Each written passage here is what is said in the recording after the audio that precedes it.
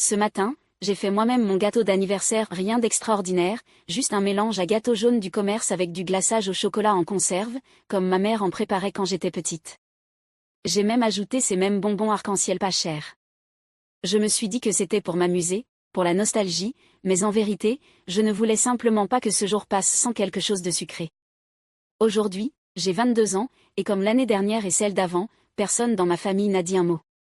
Je n'ai cessé de consulter le groupe familial, rien. Même pas un « joyeux anniversaire » de la part de mon père, pas non plus un emoji pouce levé de ma mère. Ils oublient toujours, ou font semblant, mais chaque année je nourris encore l'espoir de quelque chose, un SMS, un appel, un signe que je suis peut-être toujours là quelque part, niché dans leur mémoire, là où on se rappelle que j'existe. Il y a 2 ans, j'ai quitté la maison après avoir fini le community college et commencé l'école d'infirmière. Je pensais que la distance atténuerait la douleur d'être toujours la dernière pensée. Ce ne fut pas le cas. Je m'appelle Mallory Dean. Je suis l'aînée de John et Karen Dean, née et élevée dans la banlieue de l'Ohio. J'ai toujours été la responsable, la discrète, celle qui ne demandait pas grand-chose. Ma sœur cadette, Sienna, est tout l'inverse, blonde, charmante, toujours sous les projecteurs, au sens propre comme au figuré.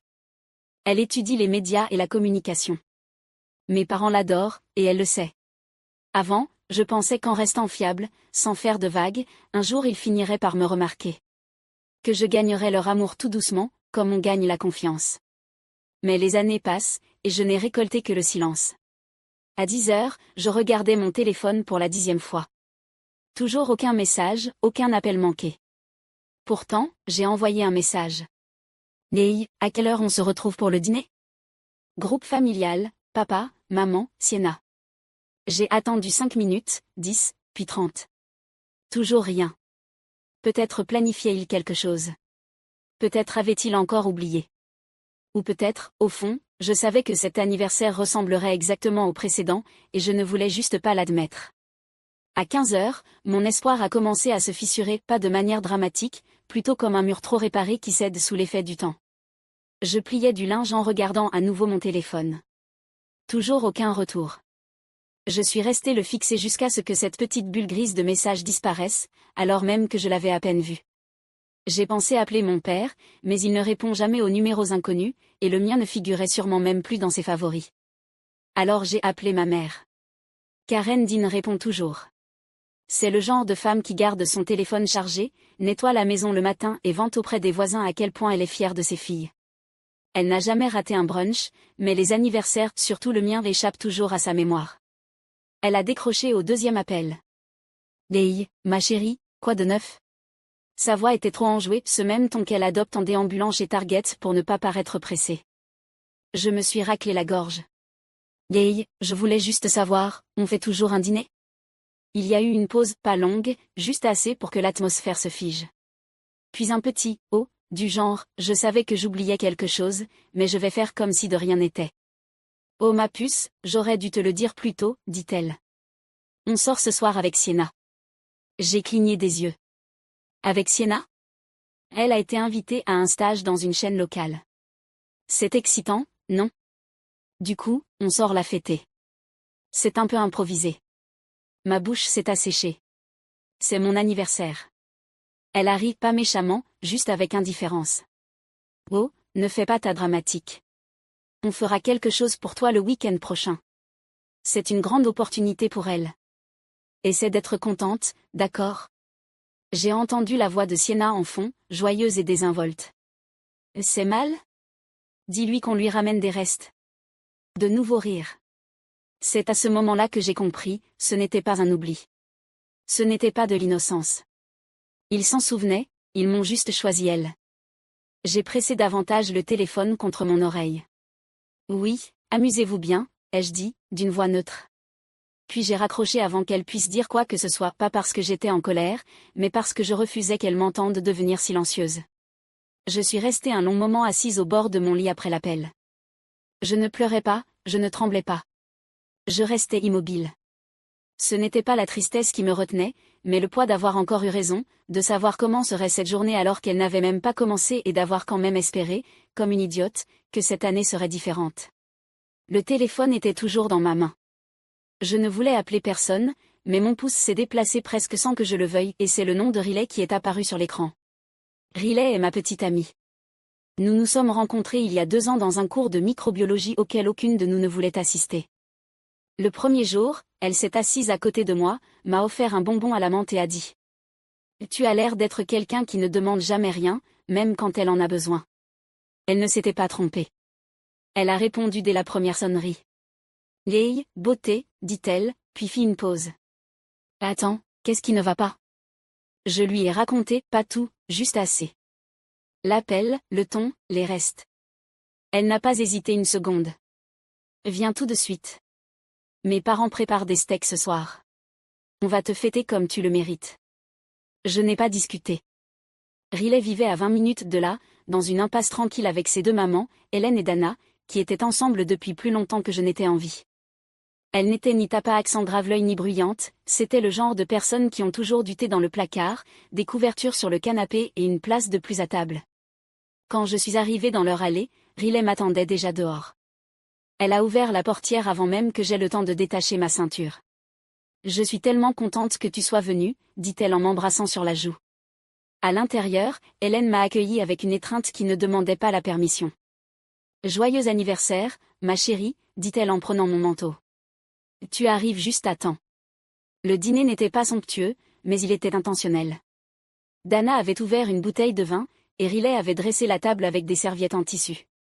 Quelqu'un avait même imprimé un petit carton à mon nom écrit à la main, souligné au stylo doré. Ce n'était pas la nourriture qui comptait, c'était que chaque détail de la soirée montrait que quelqu'un avait pensé à moi pas par obligation, mais par affection. Après le dessert chez Essekak, mon préféré Riley m'a tendu mon téléphone. « Prends une photo, dit-elle. Tu mérites de te souvenir de cette soirée. » J'ai pris une photo de la table à manger, les bougies, les verres à vin vides, le petit carton avec mon nom. Puis j'ai posté. Un immense merci à ceux qui ont été là pour moi aujourd'hui. J'ai tellement de chance d'avoir trouvé une vraie famille. Pas de hashtag, pas d'explication. Juste la vérité. Je ne m'attendais pas à ce que quelqu'un de ma famille voie le post. Il était tard, et il ne suivait pas vraiment ce que je publiais. Mais moins de 40 minutes après avoir appuyé sur « Partager », mon téléphone a commencé à vibrer comme s'il prenait feu. D'abord un message de ma mère. « C'est quoi ce post ?» Puis de mon père. « Tu es sérieuse là ?» Puis les appels, 1, 2, 3. Je les ai laissés sonner. J'étais assise sur le canapé entre Riley et Hélène, le téléphone face caché sur ma cuisse, feignant l'indifférence. Mais à l'intérieur, quelque chose se tendait, pas de la peur, pas de la culpabilité. Quelque chose de plus vif, de plus tranchant, que je ne savais pas encore nommer, mais qui ressemblait fort à du pouvoir. Au 4e appel, j'ai décroché. « Salut, maman », dis-je calmement. La voix de Karen Dean m'a frappé comme une bouffée de parfum agréable en surface, étouffante en dessous.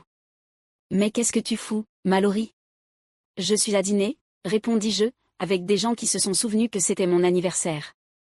Elle a halté, comme si je l'avais poignardée. « Et ne joue pas à ça avec moi. Tu sais très bien de quoi je parle, ce poste. Les gens le voient. Ta tante Sharon a appelé, ton oncle Marc aussi. Tu te rends compte de l'image que ça donne de nous ?» De l'autre côté de la pièce, Riley s'est raide. Hélène m'a adressé un petit hochement de tête, comme si elle entendait tout sans avoir besoin des mots. J'ai resserré ma prise sur le téléphone. « Je n'ai pas cherché à nuire à qui que ce soit, » dis-je. J'ai juste dit la vérité. « Tu dramatises complètement, » répliqua-t-elle. « Tu sais très bien qu'on aurait fêté ton anniversaire si on n'avait pas déjà eu des plans avec Sienna. On t'a élevé, Mallory. C'est comme ça que tu nous remercies ? Et voilà. Pas de préoccupation.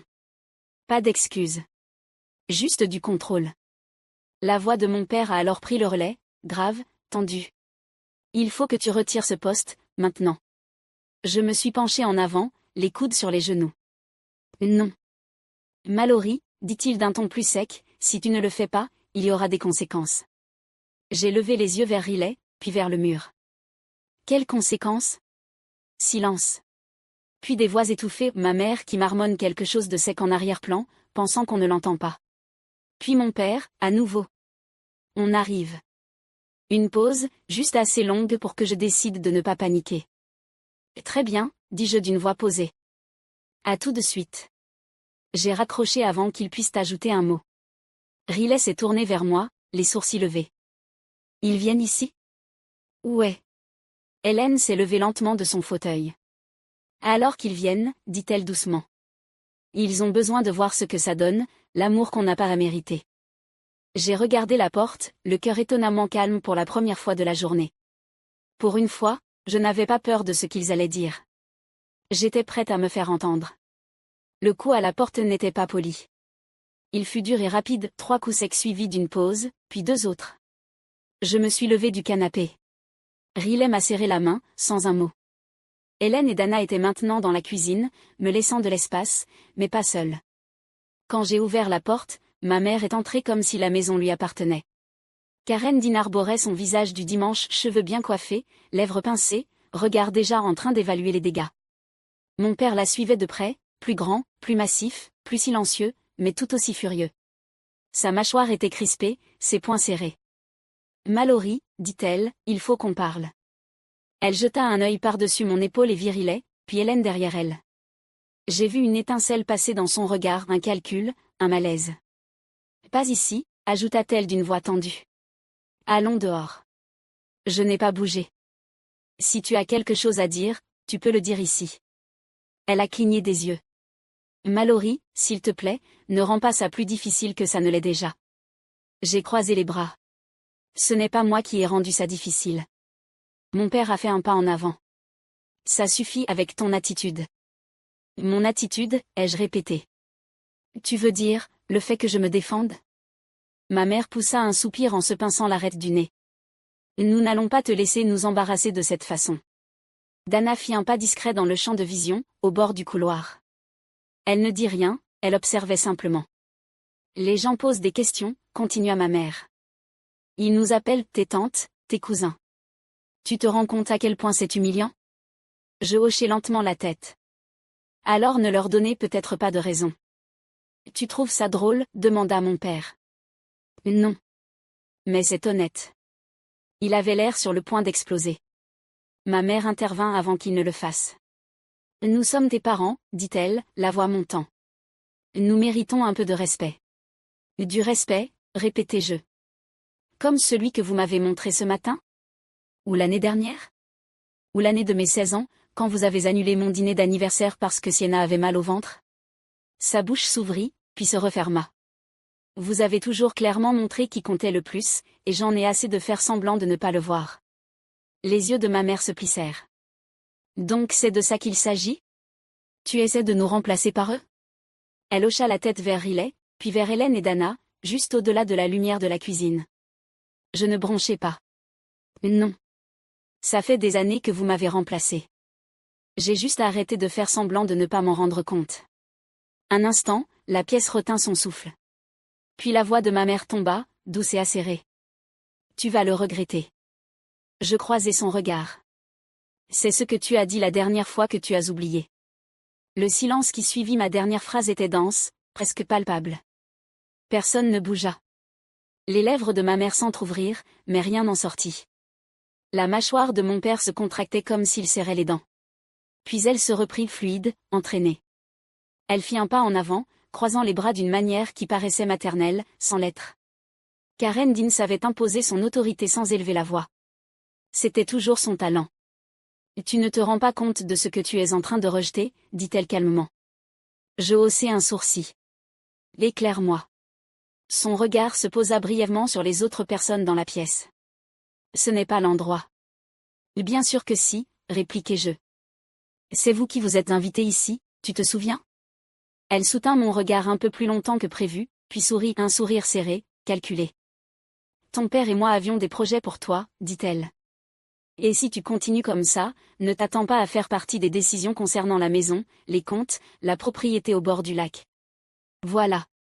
L'héritage. Comme si c'était censé me briser. John Dean prit enfin la parole, d'une voix grave. Tu tournes le dos à tout ce qu'on a construit. Je ris doucement, presque sans le vouloir. C'était comme relâcher un souffle retenu trop longtemps. Vous avez construit quelque chose, dis-je, juste pas pour moi. Ne sois pas ridicule, lança-t-il sèchement. Je me tournai hautement vers lui. Non, je suis honnête. Vous avez construit votre petite famille parfaite autour de Sienna, et moi, j'étais juste l'arrière-plan fiable quand il le fallait, invisible quand ce n'était pas pratique. Ce n'est pas juste, dit ma mère d'un ton tranchant. Quelle partie ne l'est pas, demandai-je. Le fait que je n'ai jamais été votre priorité, ou que j'ai enfin arrêté de faire semblant que ça ne me blessait pas. Elle fit un pas de plus. Mallory, ne fais pas ça. Tu le regretteras. L'argent ne fait pas tout, mais un jour tu en auras besoin. Je hochai lentement la tête. Tu as raison. L'argent ne fait pas tout. Puis je souris. Mais la paix, si. Je reculai légèrement, pas par peur, mais pour laisser de l'espace à ce que j'avais à dire. Vous pensez avoir un levier sur moi, mais vous vous trompez. Je ne veux pas de vos choses pleines de conditions, votre maison, vos comptes, votre héritage. Il n'y a jamais eu de place pour moi là-dedans. Karen semblait stupéfaite. Mon père avait l'air de ne pas savoir s'il devait crier ou partir. Et j'ajoutai, plus doucement. Les gens qui m'ont célébré ce soir ne m'ont pas offert un centime. Juste une place à la table. Depuis la cuisine, la voix d'Hélène résonna doucement. Et cette place sera toujours la tienne. Ma mère se tourna vivement vers le son, les yeux plissés. Tu crois que ces gens peuvent remplacer ta famille? Je la regardai une dernière fois. Et non, ils ne vous ont pas remplacé. Vous avez abandonné votre place. J'ai juste arrêté d'attendre que vous la repreniez. Ma mère resta figée un moment, comme si elle ne savait pas si elle devait exploser ou battre en retraite. Puis sa voix changea, le ton s'adoucit.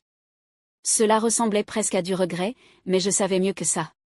Karen Dean ne s'excusait jamais, elle recalculait. Tu crois qu'on ne t'aime pas, dit-elle, plus bas. Après tout ce qu'on a fait? Je ne répondis pas tout de suite. Je laissai le poids de sa question flotter entre nous. Derrière moi, je sentis Riley inspirer lentement, pas bruyamment, mais je le remarquai. Ma mère aussi. Son regard se posa là où Riley se tenait, près de moi, stable, sans reculer. C'est à ce moment-là que tout changea. L'expression de Karen se durcit à nouveau, tendue sur les bords. Donc c'est de ça qu'il s'agit, dit-elle, sa voix désormais amère. Tu les laisses te retourner contre nous. Elle fit un geste vague vers Riley, vers Hélène et Dana toujours debout en silence à l'entrée de la cuisine, comme le calme avant la tempête. Tu essaies de remplacer ta famille par des étrangers. Ce mot étranger resta suspendu dans l'air. Je pris une respiration. Non, je ne remplace personne. Vous avez juste arrêté de venir, et quelqu'un d'autre l'a fait. Mon père, toujours raide à ses côtés, marmonna quelque chose dans sa barbe, sûrement ce qu'il pensait toujours sans jamais oser dire à voix haute. Ma mère fit un autre pas en avant. Je suis ta mère, dit-elle, la voix montant sans trembler. Tu ne te débarrasseras jamais de moi. On est du même sang, Mallory. On n'efface pas ça. Je la regardai, pas avec colère, ni même tristesse. Juste avec clarté. Je n'ai pas besoin de me débarrasser de toi, dis-je. Tu t'es déjà effacée toute seule. Elle tressaillit.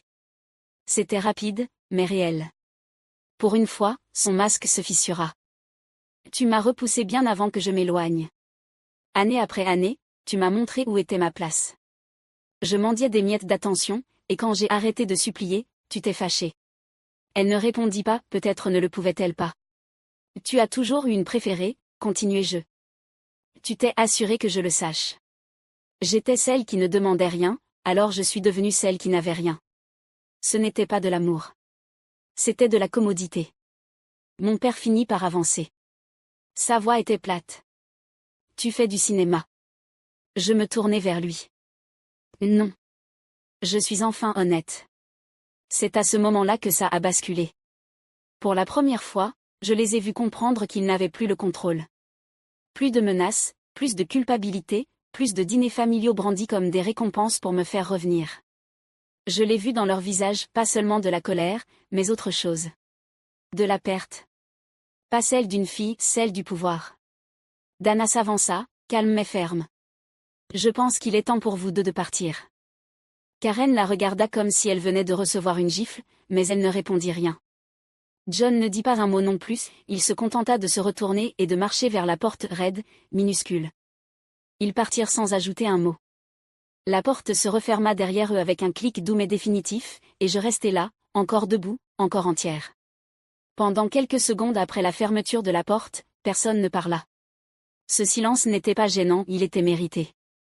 Je restais là, toujours tournée vers l'entrée, respirant un silence qui ne sonnait pas creux. Il ressemblait à de l'espace. À de la paix. Riley vint se placer à côté de moi, sa main effleurant la mienne. « Ça va ?» demanda-t-elle doucement. Je hochai la tête. « Oui, je crois que ça va. » Derrière nous, Hélène et Dana revinrent dans la pièce. Dana me tendit un verre d'eau sans un mot. Hélène me lança simplement un regard du genre qui n'a pas besoin d'être traduit. Il disait, « Tu as fait ce qu'il fallait. » Et c'était vrai. Pour la première fois, je n'avais pas cédé. Je n'avais pas supplié. Je n'avais pas essayé de les mettre à l'aise à mes dépens. J'avais dit la vérité, et j'avais accepté que ce soit inconfortable. Riley me ramena au canapé. On s'assit là un moment, épaule contre épaule. Personne n'essaya de combler le silence, parce que ce n'était pas nécessaire. C'est ça, la différence entre l'amour et l'obligation. L'amour attend avec toi, l'obligation regarde l'horloge. Je pensais que ça ferait plus mal, dis-je finalement. Dana sourit depuis l'autre côté de la pièce. C'est parce que tu ne perds rien. Tu poses juste un poids. Je pris une autre gorgée d'eau et regardai autour de moi. Les bougies sur la table avaient brûlé à moitié. Le petit carton avec mon nom y était toujours, l'encre dorée douce sous la lumière. Ce n'était pas une fête, c'était mieux. Ils n'avaient pas chanté, ils n'avaient pas apporté de cadeaux, mais ils avaient pensé à moi. Et ils étaient restés. Il était presque minuit quand mon téléphone vibra à nouveau. Je baissai les yeux sans empressement, m'attendant à un dernier message vocal de mon père. Mais ce n'était pas lui. C'était Sienna. Maman et papa sont furieux. Tu as vraiment tout gâché cette fois. Aucun joyeux anniversaire, aucun, tu vas bien? Juste ça. Un avertissement, ou peut-être une fanfaronnade, comme si elle regardait tout ça depuis le premier rang, popcorn à la main, toujours intouchée par le chaos qu'elle avait contribué à créer. Riley se pencha. C'est qui? Je lui tournai l'écran. Elle lut le message, puis me le rendit avec un simple. Évidemment.